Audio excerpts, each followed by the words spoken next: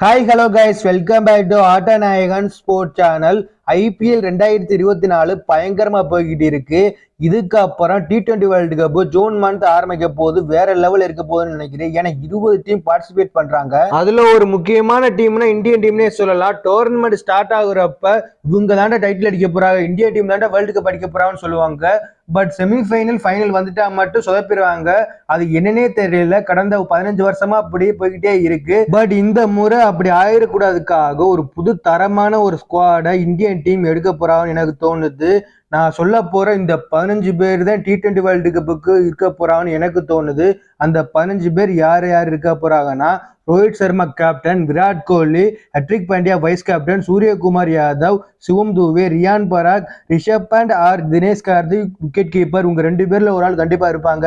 Ring Singh, Jasprit Bumrah, Kuldeep Yadav, Ravi Bishnoi, Axar Patel, Ravindra Jadeja, Harshdeep Singh, Mukesh Kumar. Reserve player யார் யார் இருக்க போறாங்கன்னா, ஜெய்ஸ்வால், மயாங்க் யாதவ், சர்துல் தாகூர். எனக்கு தெரிஞ்சு இந்த 15 பேர் கொண்ட ஸ்குவாட் எடுத்துட்டு போனா நல்லா இருக்கும். இதுல 1-2 சேஞ்ச் இருக்கலாம்.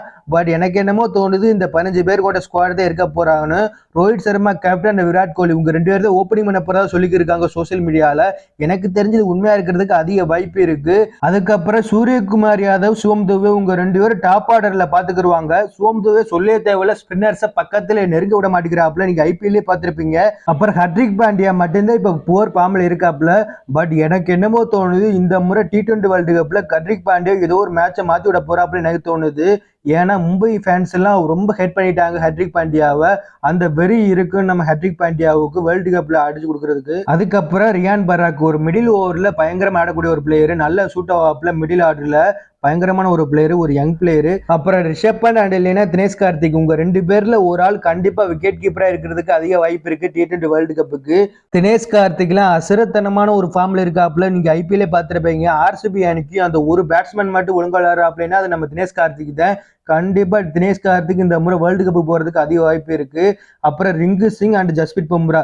ரிங்கு சிங் சொல்லவே தேவையில்லை, பினிஷரா பயங்கரமா பெர்ஃபார்ம் பண்ணி கொடுப்பாப்ல. அப்புறம் ஜஸ்பிரித் பும்ரால வேர்ல்டோட பெஸ்ட் பவுலரு. அப்புறம் குல்தீப் யாதவ், ரவி பிஷ்னாய் அண்ட் அக்சர் படேல் 3 பேருமே பயங்கரமா ஸ்பின் பண்ணக்கூடிய ஒரு பிளேயர். ஏன் ரவீந்திர ஜடேஜா கூட பயங்கரமா ஸ்பின் பண்ணுவாப்ல, வேர்ல்டோட பெஸ்ட் ஃபீல்டரு. அப்புறம் ஹர்ஷதீப் சிங் அண்ட் முகேஷ் குமார் உங்க 2 பேருமே பவர் பிளேலையும் பவுலிங் போட முடியும், டெத்லையும் பவுலிங் போட முடியும், பயங்கரமா ஆடக்கூடிய ஒரு பிளேயர்ஸ். இந்த 15 பேரை மட்டும் கொண்டு போனாங்கன்னா இந்த வேர்ல்டு கப்புக்கு பயங்கரமா இருக்கும். கண்டிப்பா சொல்றேன், இந்த முறை இந்தியன் டீம் தான் வேர்ல்டு கப் ஆடுக்கு எந்த மாற்றமுமே இல்ல. சரி, ஓகே நண்பா, நீங்க சொல்லுங்க, இந்தியன் டீம்ல இந்த 15 பேர் கொண்ட ஸ்குவாட்ல இருந்து ஏதாவது சேஞ்ச் பண்ணா நல்லா இருக்குமான்னு கமெண்ட்ஸ்ல சொல்லிருங்க.